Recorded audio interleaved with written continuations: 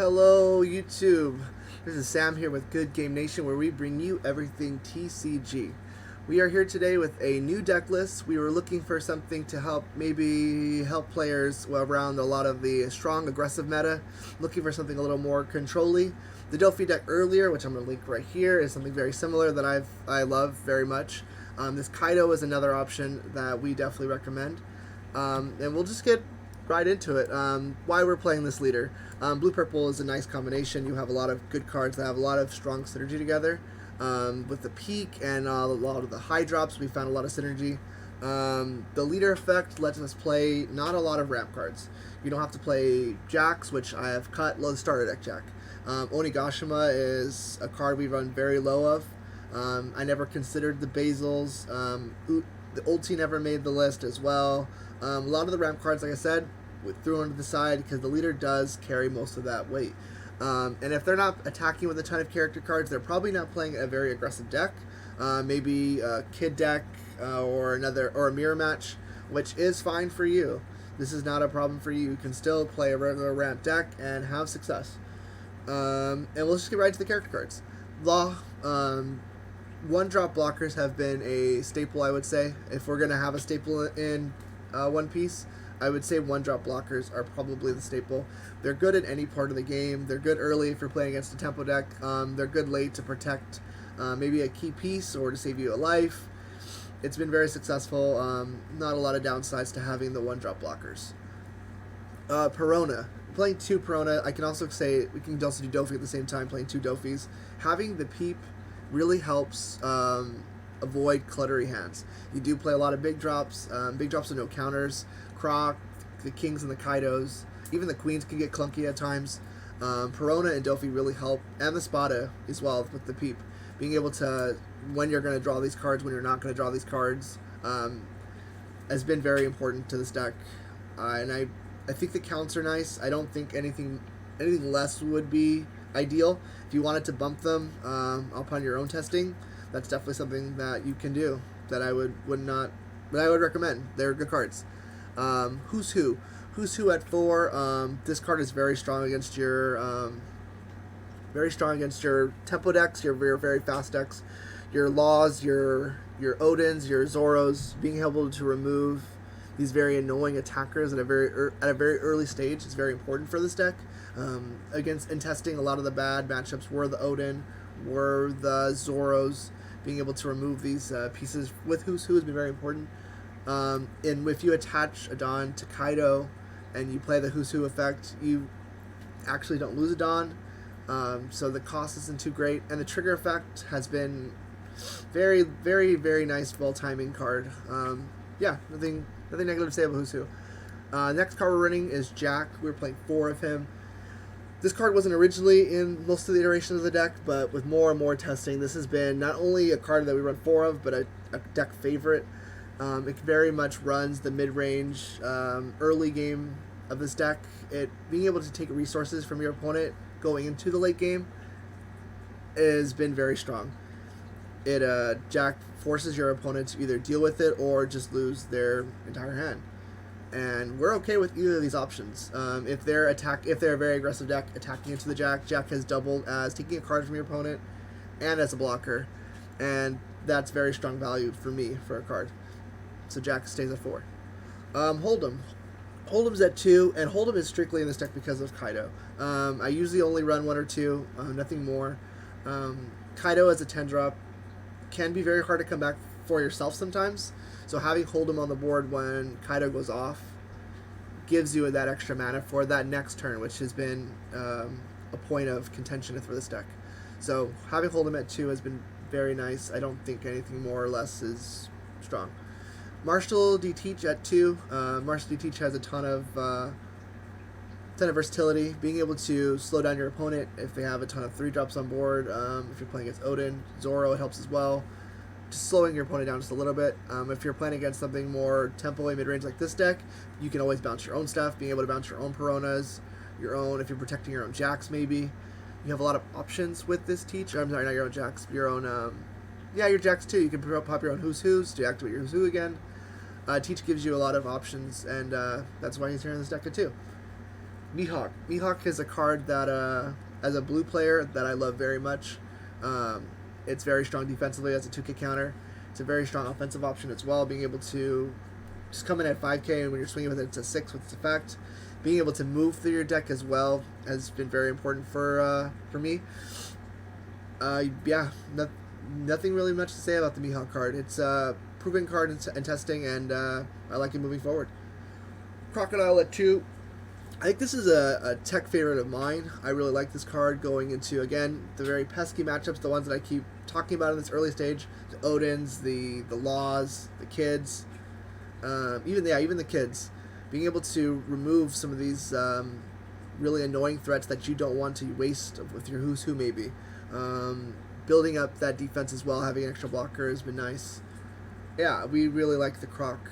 I really like the Croc. I think it's a good card. If you were going to cut a card from this deck, it probably would be him. Maybe for something in your region that you're seeing, in your locals that you're seeing that are been a little more pesky. Whatever deck fits that, those two slots are for you.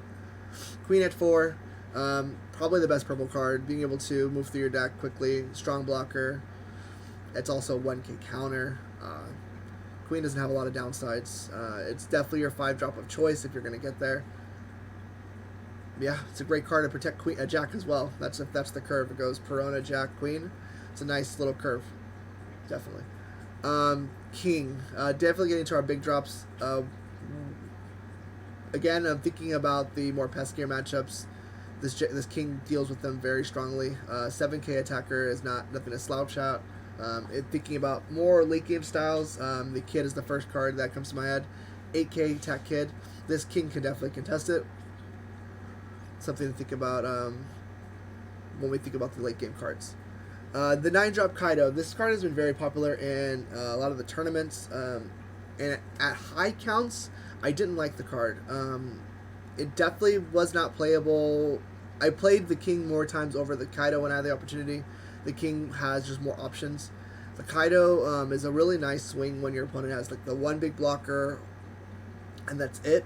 The Queen, a Crocodile, the Law, the 5-drop, even a 5-drop Luffy even. The Kaido pops it and attacks. It's nice in idea and concept, but at high count we didn't like it. With the Peronas, the Doties, the Doflamingos, and the Spadas, you are able to move it around and draw it when you need it. I've definitely kept it in the back half a lot of times, and I have used it a couple times. The rush is very unexpected sometimes. We tried the Queen as well that had rush, just to have that option. But Kaido at 1, just at 1, has seemed strong, and nothing too oppressive. Like, you're not cluttering your hand too much, because thinking about that as well. There's not a lot of, that card doesn't have a combo like with the Who's Who, so it can't get cluttery. Then 2-drop of the 10-drop Kaido, 2 of the 10-drop Kaido. This is your big bang if all things go wrong. If your Odin has swarmed beyond control, if your Law has swarmed off control, if your Kid has established his A-drop Kid and you don't have a way around it, this Kaido just removes all of those worries. It is, it's not necessary to play this card to win, but it's definitely nice having that option, that Dark Hole option if all things go wrong. Again, with Hold'em on board or the one Onigashima if you have it on board, it really helps the next turn. Because the next turn after you play the Kaido, they're definitely going to play all their cards. So you have to make sure we're in a strong position after that turn. Looking into the extra deck, 4 Desert Spada. This is probably the only extra deck card that didn't change. For one cost, 2K combo, it's very strong. Being able to look at the top 3 and rearrange them, and the trigger effect is draw 2 and discard 1. It's a very strong card. There's no real strong downsides. Yeah, run 4 Spada if you're playing blue. Next is 3 Blast Breath. This card definitely saw the most change. It was Brachio Bomber, it was Manchu, it was Ulti, the Headbutt one, then it was Ultimotor, and then it was Sheep Horn a couple times. Blast Breath is the one that stuck the most. The cost didn't seem like a big deal. You're able to get 10-drop Kaido, honestly, whenever you want it. So the cost never seemed like a big deal, and 4K from 1 mana was the most bang for your buck. So that's why it is at 3. And most iterations, this was at 2, and Thunderbolt Gaia was at 3. Those can be switched however you prefer. Overheat at 4. Overheat is again, I'm thinking about those very pesky 3 cost attack decks. Your 3-drop Rush Zoro, your all of your red scabbards. A lot of the Law Synchro deck was much lower than 3 as well. So Overheat had a ton of value at 4K combo and bouncing something. You could also bounce your own stuff, so if you want to bounce a Perona, protect a Jack maybe, you have that option, assuming they are not rested. Thunderbird Gaia, that's the other one. Again, if you have 2 or less life, so you are indeed taking life to get to 2, just so Thunderbird Gaia has that extra effect. Again, another 2-cost 4K combo, and adding a Dawn is real nice sometimes. That's why I have it at 2. I found the second effect not always being used, but it still is a 4K combo, and it definitely, that Dawn can come in very clutch sometimes. Onigashima at 1. This is probably my least favorite card. It's a card that you have to run, I think, at least one of. But it always comes at unopportune times, at least when I play it. But I definitely know the power of the card. That's why it is at 1, because when you do pull it very early, it's nice. Any later, though, the card is very bad, and you're definitely with Perona and all them pushing it towards the back.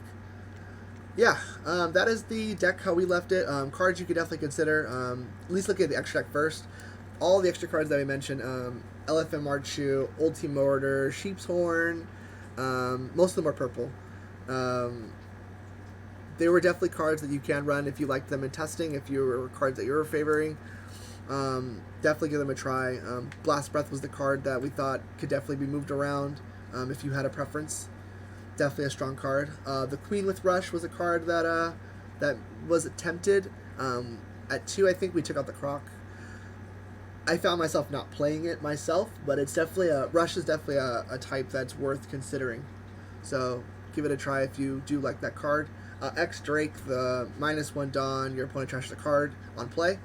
5-drop 5K, very strong card. It was in this deck. It remained in this deck for a long time.